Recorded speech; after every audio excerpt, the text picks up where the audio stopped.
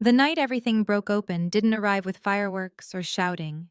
It slipped quietly into my life like a cold draft sneaking under a door. I remember standing in the center of my mother's kitchen in northern Vermont, staring at a cake I hadn't asked for, and a table decorated for a celebration that wasn't mine. But the thing that really cracked something inside me wasn't the forgotten birthday or the cheap candle shaped like the number 30. It was the sound of everyone clapping for my younger brother Ethan as he came through the back door, holding the keys to a brand new luxury truck, the kind that cost more than my annual salary. Mom shrieked with joy. Dad slapped him on the back like he'd just won a war. I stood there with frosting on my finger, forgotten, invisible, unnecessary. Ethan was 27, handsome in that careless way people forgive too easily, and the heir apparent to the family business. I watched him spin the keys around his finger while everyone cheered, and all I could think was, those keys were never meant for me. Not in this house, not in this lifetime. You'd think turning 30 would bring perspective, a sense of calm, some sort of quiet acceptance. But for me, it was the opposite. It was a doorway or maybe a trap door into the truth. I'd spent 3 decades shrinking myself so my parents could keep orbiting their golden sun without interruption. That night, the snow outside climbed high against the windows, thick and glittering beneath the porch light. My mother reached over, squeezed my arm, and said, "You're happy for your brother, right, Claire?" No one had said my name the whole evening until then. I swallowed. Of course, I'm thrilled. My voice didn't crack. That was something. She smiled in that distracted way she did when she was already thinking of Ethan. "Your time will come, honey. Some people bloom later." My time. A phrase that tasted bitter. Ethan waved the key fob, grinning. "Dad said I earned it. Hard work pays off." Hard work. Interesting choice of words for someone who hadn't lifted more than a coffee mug at the office in years. The rest of the evening blurred. Toasts, laughter, Ethan's girlfriend, all glossy hair and perfect teeth, giggling like she'd discovered a winning lottery ticket in boyfriend form. I sat at the corner of the table picking crumbs off my plate, feeling emotions I couldn't yet sort. Anger, grief, disappointment, humiliation. They all tangled together like fishing wire. When I stood to leave, Dad said, "Are you heading out already? You didn't even open your gift." Gift. I blinked at the small paper bag sitting by my plate. I hadn't noticed it. Inside was a scented candle and a gift card to a chain restaurant 2 towns over, the kind with laminated menus and watered-down cocktails. "Thank you," I managed. It was the same gift they'd given me for the last 3 years. As I reached for my coat, Ethan called after me. "Don't be weird, Claire. It's not a competition." But it was. It always had been. The first snowflake hit my cheek as I walked to my car. The cold bit into my lungs sharper than usual, cleaner somehow. I sat behind the wheel, fingers wrapped around the steering wheel until they hurt. Tonight was the first time I let myself think it aloud. I'm done being the forgotten one. The thought didn't scare me, it steadied me. The second thought came quieter, darker. And I'm going to make sure they remember me. Not for the reasons they wanted, but for the ones they deserved. When I got back to my small rented apartment in Burlington, the silence hit me like a physical thing. No clapping, no fake compliments, no reminders of my place in the family hierarchy. Just me, the hum of the old refrigerator, and the memory of Ethan twirling those keys with that smug grin. The snowstorm that had begun while I drove back was now in full force, blanketing the world outside in white. I dropped my coat on the floor, kicked off my boots, and opened my laptop. I didn't know exactly what I was looking for. Maybe distraction, maybe clarity. What I found instead was a voicemail from my grandmother, Dad's mother, left earlier that day. She'd always been quieter, softer, the kind of woman who listened more than she spoke. I pressed play. "Claire, sweetheart. I hope today was gentle to you. I wanted to call before everyone arrived, but I know how things get. I hope you're okay, and I hope you know that you matter. Call me when you can." It was the longest voicemail she'd left me in years. I listened to it twice, maybe 3 times. Her voice was warm, worn with age, threaded with something like worry. She knew. Maybe she'd always known. The way she hugged me a little longer at holidays, the way she watched me during family fights, like she was measuring the fractures no one else saw. Snow pounded the windows. I sat on the couch staring at nothing until my phone buzzed. A text from Ethan. "Don't ruin the vibe tonight. Mom said you were moody." Moody. That word was a knife. I threw my phone onto the cushion beside me. I could have cried, but tears felt too small, too fragile for everything that was swirling inside me. Instead, I let the storm outside swallow up the sound of my breathing. I thought about birthdays past. The year they forgot to buy me a cake because Ethan had a soccer tournament. The year they left early from my college graduation dinner because Ethan had a flight the next morning. The year Mom returned the sweater I bought her for Christmas and told me gently, "You don't really know my style, do you?" It piled up over time, quiet and insidious. But this birthday, this truck, this entire evening felt like a turning point, as if the universe had decided enough was enough and handed me a mirror. And in that mirror, I didn't see the quiet, patient, forgiving Claire they expected. I saw someone who had run out of grace. The next morning, the snow had stopped. Burlington was clean and crisp rooftops, sparkling like sugar. I drove to my grandmother's farmhouse an hour away. She opened the door before I knocked. "There you are," she said, pulling me into her arms. Her hugs were steady grounding, the kind that made you believe you weren't as alone as you felt. We sat at her kitchen table, the same place I'd eaten cookies as a child. She watched me for a long time waiting. "So tell me everything," she finally said. And I did. The truck, the gift card, the familiar dismissal, the way my parents didn't even try to hide their disappointment when my life didn't mirror Ethan's. The small cruelties disguised as jokes. I talked until my throat ached. She didn't interrupt once. When I finished, she reached across the table, covered my hand with hers, and said something no one else in my family had ever said to me. "Claire, you are not imagining this.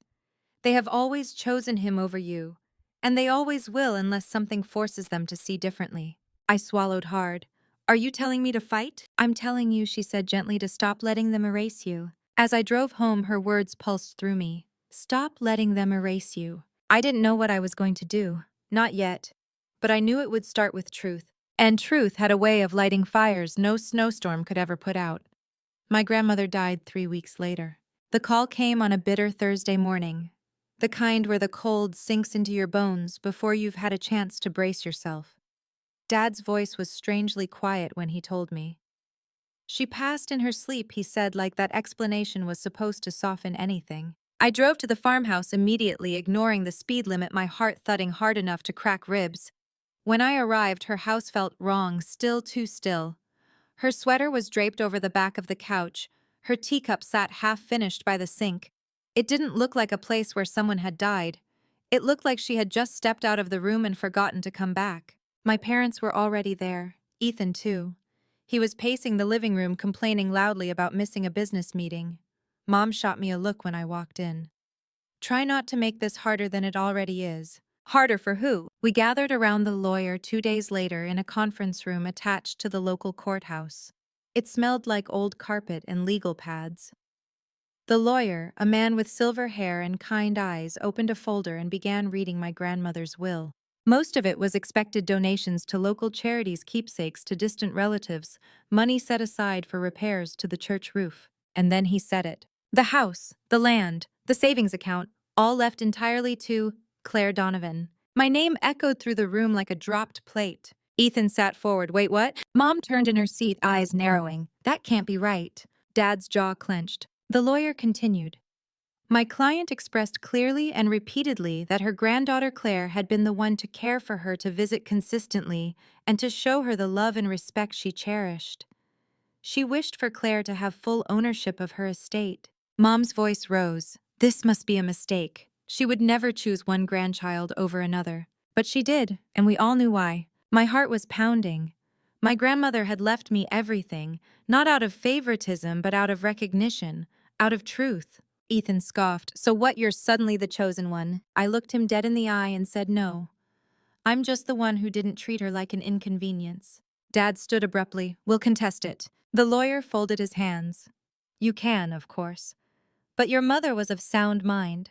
And the records of your visits versus Claire's are well documented." Heat crawled up Dad's neck. Mom looked ready to shout. But something inside me, something that had been small and timid for years, sat up straighter. I said quietly, "I'm not giving up what she left me. Not this time." It was the first time I'd ever said something like that in front of them. Mom inhaled sharply like I'd slapped her. Ethan muttered, "You're going to regret this." But he was wrong. What none of us knew then, not yet, was that this inheritance wasn't the end of the story. It was the beginning of a war. Owning my grandmother's house didn't feel real at first. The deed sat in my glove compartment for days before I gathered the courage to hold it in my hands. I walked through the farmhouse in silence, touching the walls she'd painted herself, the worn banister she polished every spring, the patchwork quilts she sewed by lamplight. Her presence lingered in every corner, warm and reassuring. But peace was never meant to last. On a gray Tuesday morning, a black SUV rolled up the driveway. Ethan stepped out wearing a smug smile and an expensive coat. Behind him were two men from Dad's company, men I'd known since childhood, now acting like muscle. My stomach tightened. Ethan didn't bother with pleasantries. "We need the house." I stared at him. "For what?" "Expansion," he said simply. "Dad wants to use the land for the new distribution center." I blinked. "Absolutely not." He laughed like I was adorable. "Claire, don't make this messy. We're offering you a buyout." He handed me an envelope. Inside was an offer so insultingly low it burned in my hands. "I'm not selling," I said. Ethan stepped closer, lowering his voice. "You owe this family. You wouldn't even have a career if Dad hadn't hired you out of pity." That was a lie, and we both knew it. I folded the offer and handed it back. "The answer is no." His smile vanished. "Dad's going to be furious." "Good, let him be." The next day I received a letter, a formal threat to contest the will. Then came the second letter, a notice of alleged unpaid property taxes, fake of course. The third letter accused me of withholding documents about the estate, also fake. They weren't just angry, they were declaring war. But I wasn't the same woman they'd dismissed at that birthday dinner. I had something now. Something they couldn't take.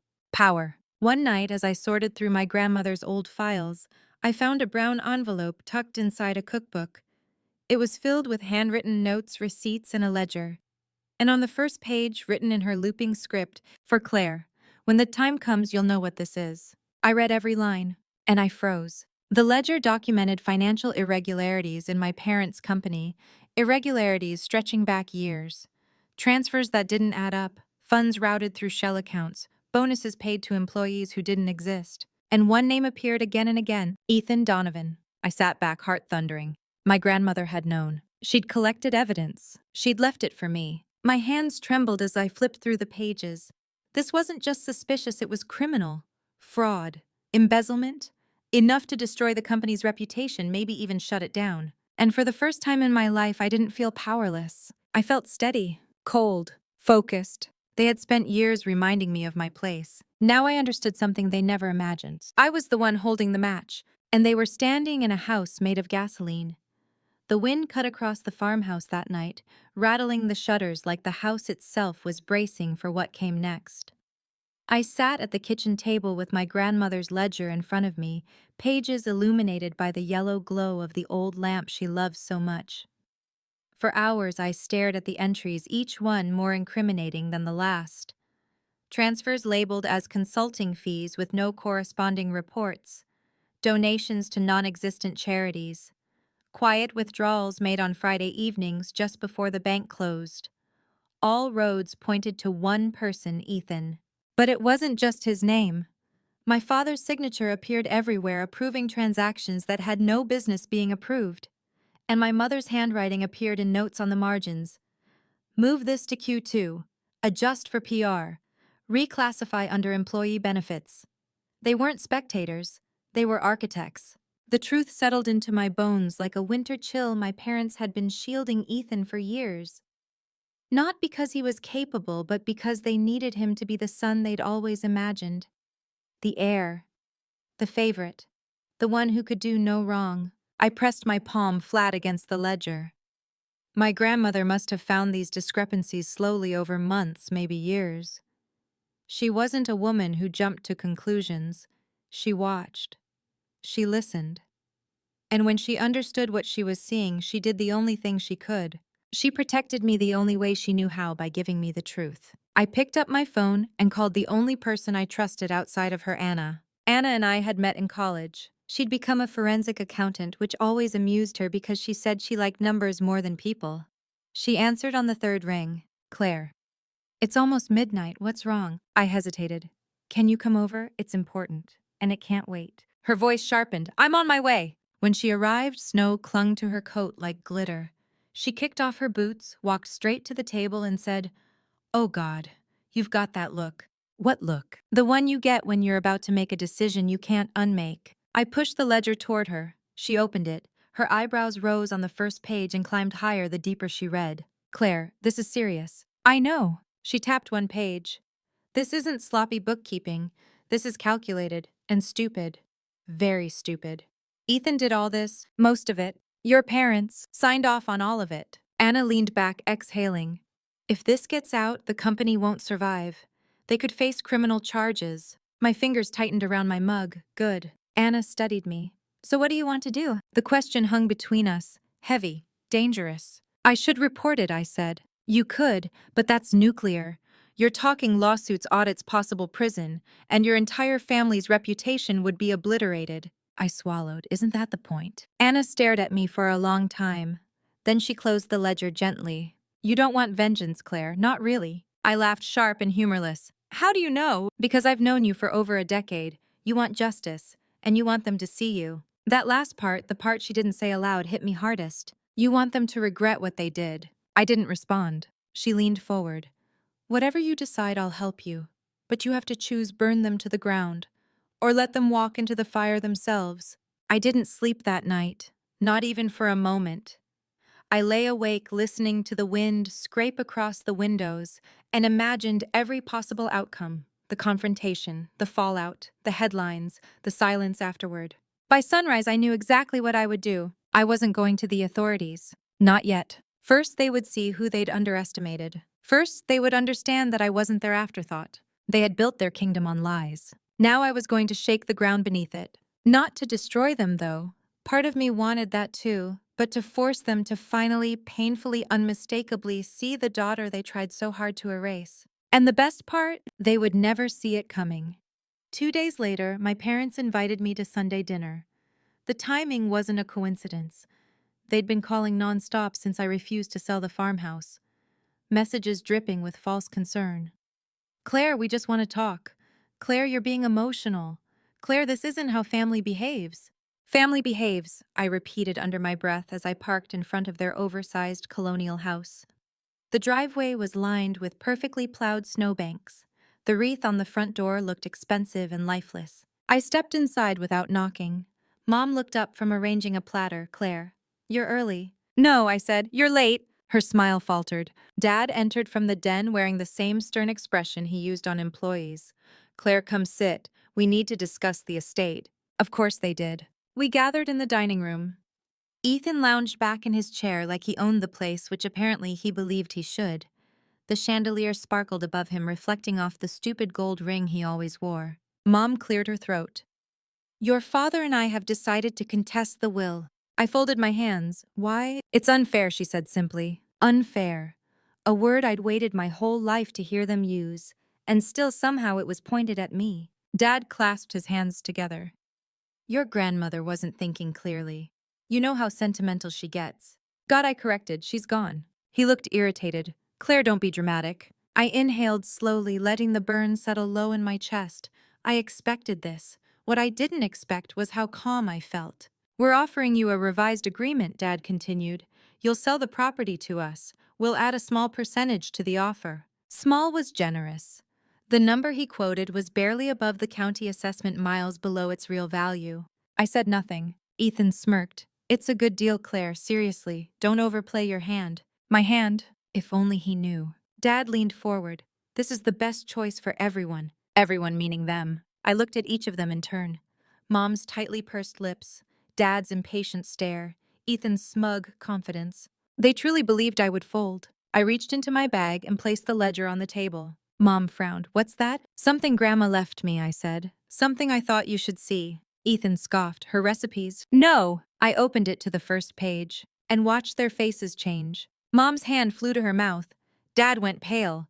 Ethan's smirk collapsed like wet paper. For several seconds, no one breathed. Finally, Dad managed. Claire, where did you get this? I tapped the page. She kept records. Every time she caught one of you moving money, every time something didn't add up.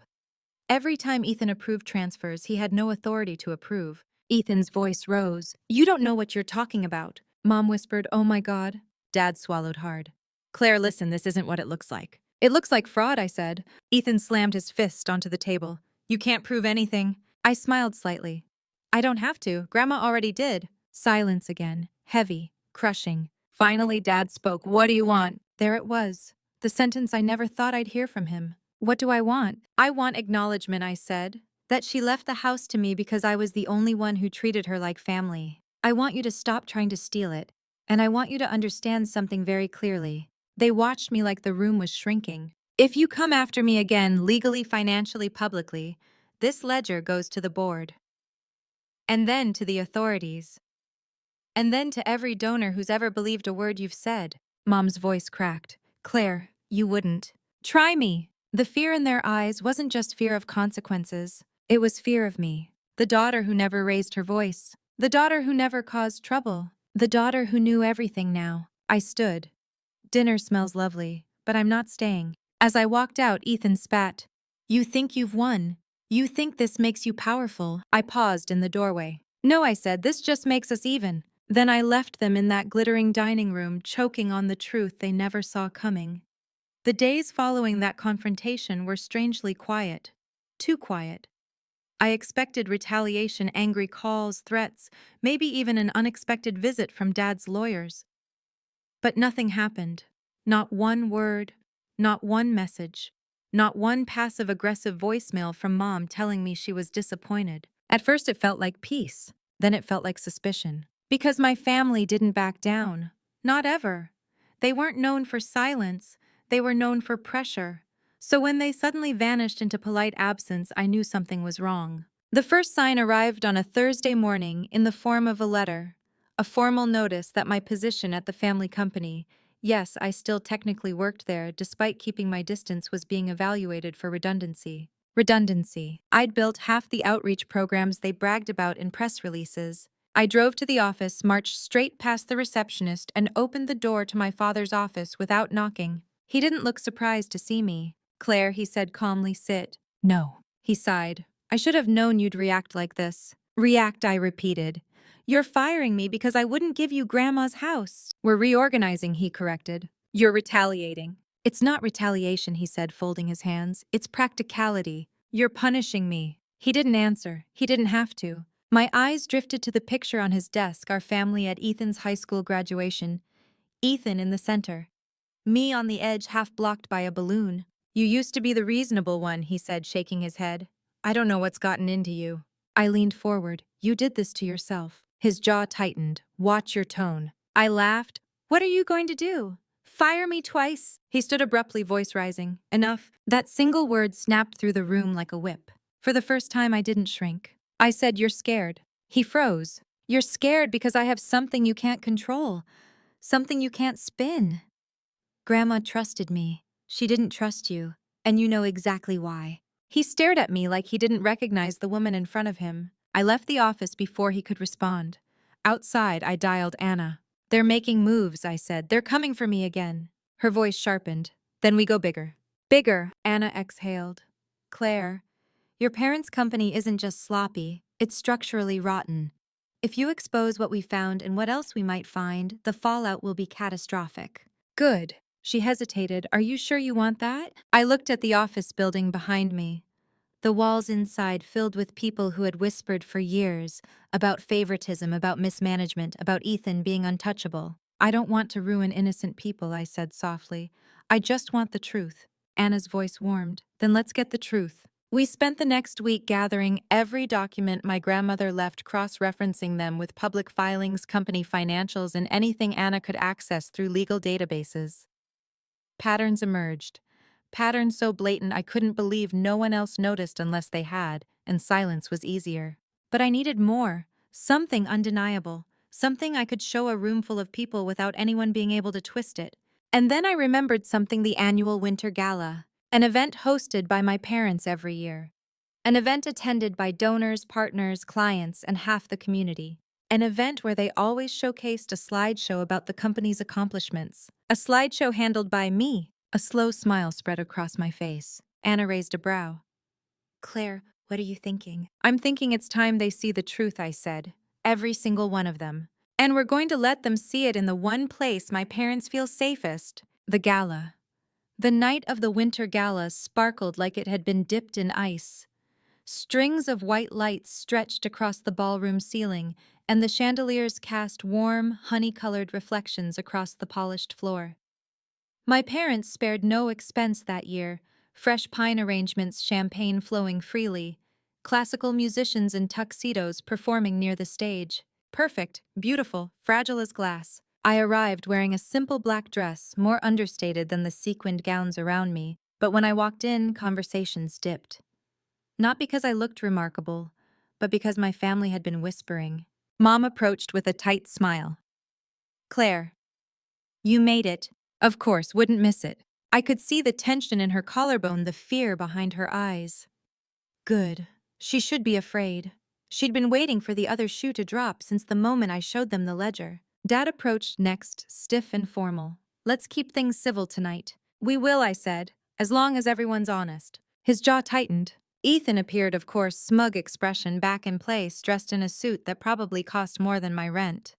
He grinned and leaned in close enough for only me to hear. Do anything stupid tonight and you'll regret it. I met his eyes calmly. I'm counting on it. He blinked thrown. The first hour of the gala passed with predictable speeches and carefully crafted charm. Guests mingled. Cameras flashed. My parents floated from group to group, laughing too loudly, their movements sharp with anxiety. Finally, Dad tapped the microphone on stage. Thank you all for being here tonight. We're grateful for your support, your trust, and your belief in our mission. His voice droned on.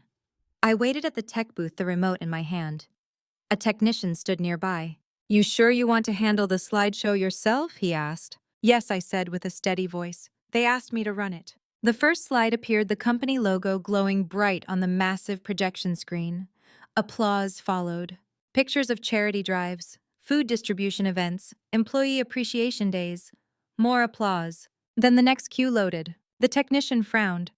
This doesn't look like... It's correct, I said. The screen changed. A financial statement appeared, one of the fraudulent ones. Someone in the crowd murmured. Then another slide, a transfer summary from 3 years earlier, routed through a shell entity. Then another, my father's signature authorizing a transaction with no supporting documentation. Voices rose, people craned their necks. Dad froze at the podium. Mom covered her mouth. Ethan whispered something violently under his breath. But I wasn't done. Next slide, a table showing dozens of irregular payments approved by Ethan. Next, excerpts from emails my grandmother saved. Notes in my mother's handwriting. Next, a timeline showing how the discrepancies scaled every year. The room erupted. What is this? Is this real, Brian? Explain this, right now. Dad fumbled for the microphone. There must be some misunderstanding. I stepped forward. No misunderstanding.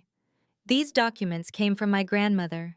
She tracked every irregularity, every missing dollar, every forged approval. Gasps, whispers, panic. My voice didn't shake. She tried to confront the family privately. No one listened. And now you all deserve to know exactly where your money went. Ethan stormed towards the stage. Shut it off, Claire. You're destroying everything. I didn't move. No, I'm revealing what you destroyed. Security hesitated, unsure who to obey. Then the final slide appeared, a summary of the total missing funds over the years. The number was staggering. The room fell into horrified silence. Mom whispered, "Oh God."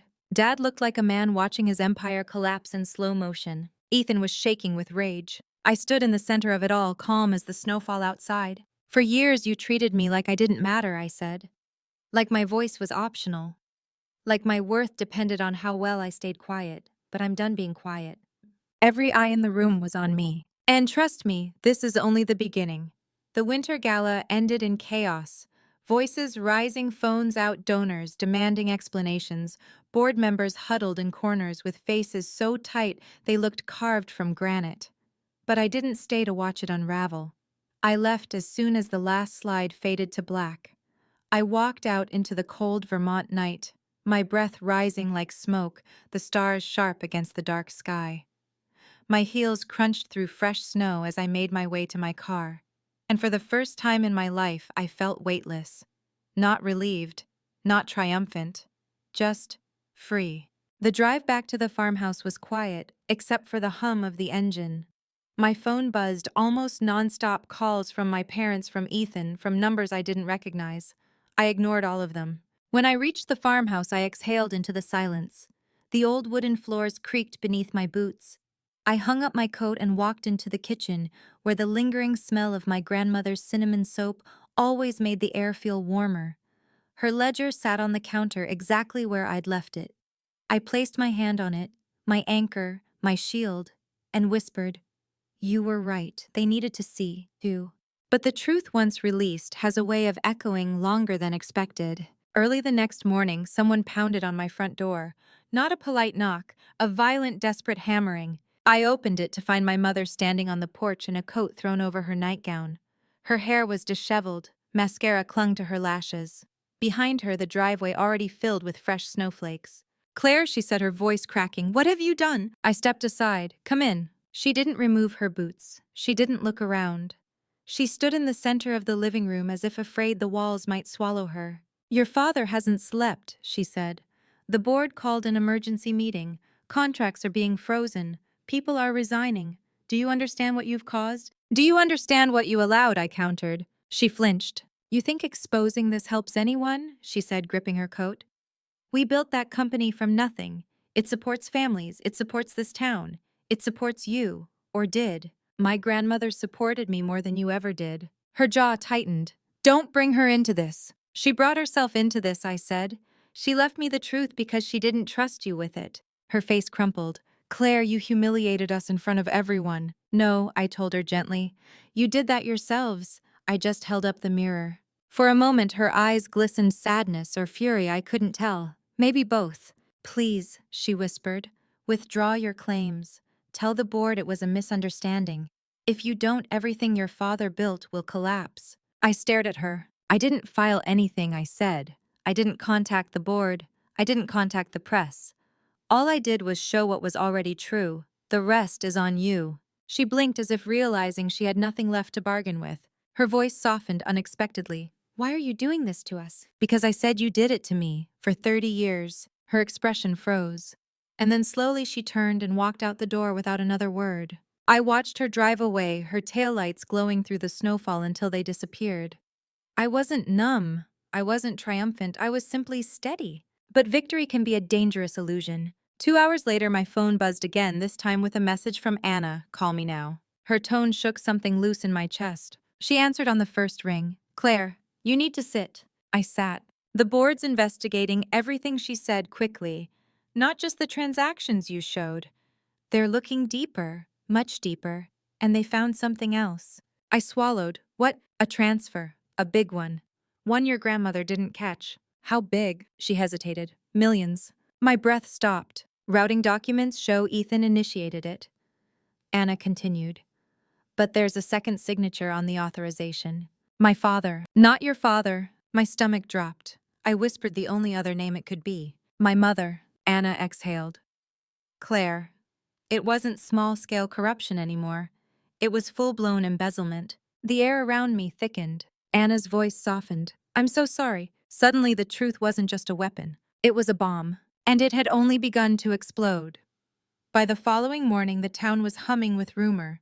Newspapers printed half-facts, donors demanded refunds, employees speculated in hushed voices at diners and coffee shops, and all of it pointed back to one family mine. Somewhere in the chaos, part of me expected to feel vindicated, to feel something like justice. Instead, what I felt was a strange, heavy ache. Because I hadn't expected my mother to be part of this. My father, yes. Ethan, obviously. But my mother. She was the one who folded linens before guests arrived, the one who tucked notes into lunchboxes, the one who looked the other way so often I believed she simply didn't want to know.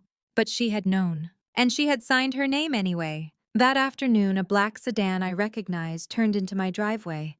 I stepped outside before they could knock. My father emerged, coat buttoned, high snow gathering on his shoulders. He looked older than I had ever seen him.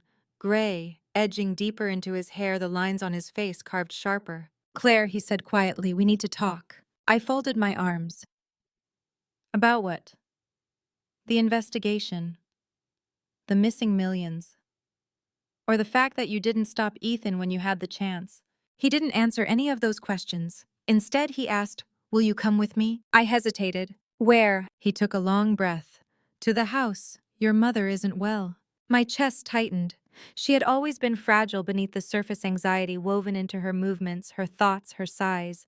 And I had pushed her. I nodded once. Let me get my coat. The drive to my parents' home was suffocatingly silent. When we arrived, the house felt smaller. Somehow, curtains drawn, lights dimmed rooms colder than they should have been. I found my mother in the den, sitting on the edge of the couch, hands clasped in her lap. Her eyes were red, her face pale. She looked up when I entered. Claire. She didn't stand, she didn't reach for me. For a moment, we just stared at each other. Then she said the words I never thought I'd hear from her. I did it for him. I sank into a chair across from her. For who? Your brother. Of course. She swallowed, fingers trembling. He made mistakes, and we thought we could fix them before anyone noticed. We. The word wasn't a confession, it was a wound. Mom whispered, "You don't understand what it's like to watch a child fail. To know the world will not be kind to him. We wanted to protect him. By sacrificing me," I asked quietly, "by erasing me." Her eyes filled. It wasn't about that. It was always about that. She flinched like the truth had struck her. Dad stepped into the doorway, jaw tight. "Claire, the board is preparing to remove us. Criminal charges are possible. This is bigger than you realize." Bigger than me, I repeated. Or bigger than what you thought you could get away with. His shoulders stiffened. Mom whispered, "Please, call the board. Tell them you exaggerated." I laughed, soft disbelieving. Exaggerated. Dad stepped closer. "Claire, we are asking for your help." Help! The same word they used when they wanted me to babysit Ethan. When they wanted me to clean up his messes. When they wanted me to be small. I stood. "No." My father's eyes hardened. "Think carefully. You could destroy us." "You destroyed yourselves," I said.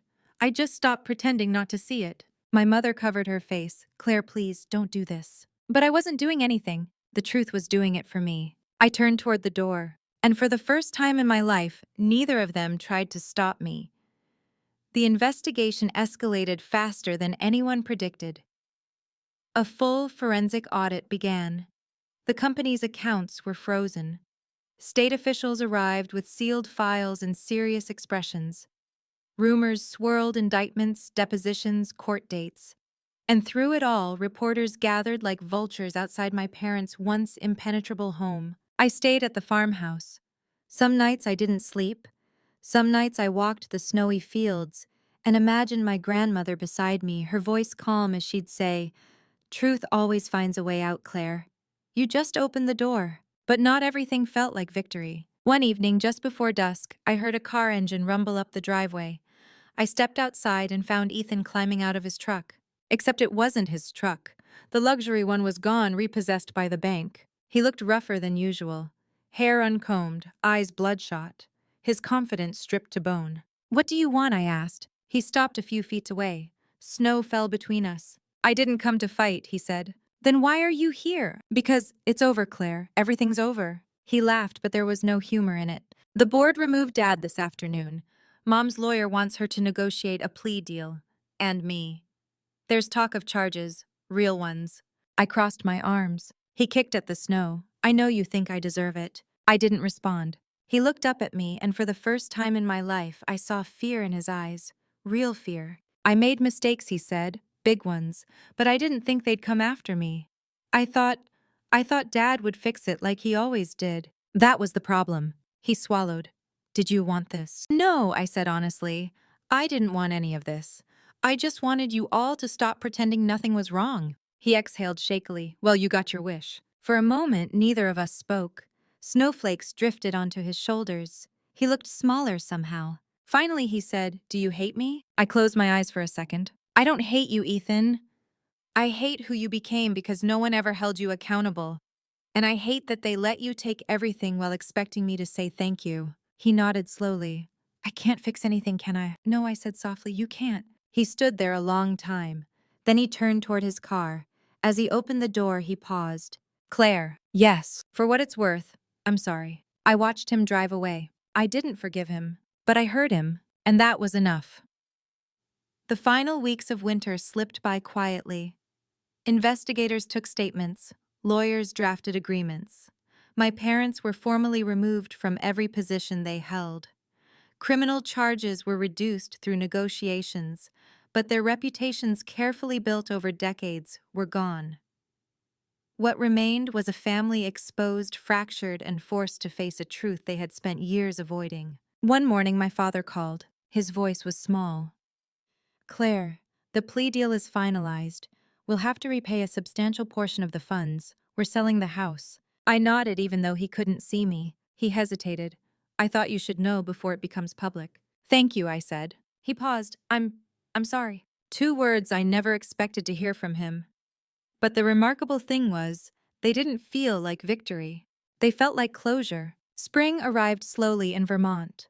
Snow melted into the earth, revealing patches of green. The farmhouse mine now fully and unquestionably felt like a sanctuary. I spent my mornings restoring furniture my grandmother treasured, and my afternoons sitting on the porch with a cup of tea watching birds return to the fields. Sometimes the quiet scared me, because I had spent so long fighting that I didn't know what life looked like without a battle. But then one afternoon, while sorting through a drawer, I found a letter in my grandmother's handwriting. "For Claire, my brave girl." My throat tightened as I unfolded it. "I know the world hasn't always seen you clearly. I know your family has overlooked the strength inside you. But I see it.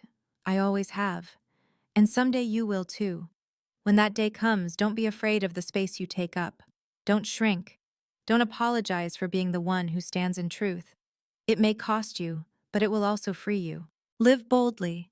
Live honestly. And never forget you were never the forgotten one. You were simply the one they weren't ready to see." I pressed the letter to my chest. For the first time in my life, I understood exactly what she meant. My story wasn't about revenge, not really. It was about reclamation, about refusing to be erased, about choosing myself finally and fully. Months later, when the town whispered about my family, they didn't whisper about me. Not as the overlooked daughter, not as the quiet one, not as the shadow. They whispered about the woman who stood up, the woman who brought the truth into the light, the woman who walked away and built something of her own. And if someone ever asked me when everything truly changed, I'd say this: it began with a birthday no one celebrated, a ledger no one expected, and a family that mistook my silence for weakness. They would never make that mistake again. If you enjoyed this story, don't forget to like, comment your thoughts, and subscribe for more real-life revenge stories where justice finds its way home.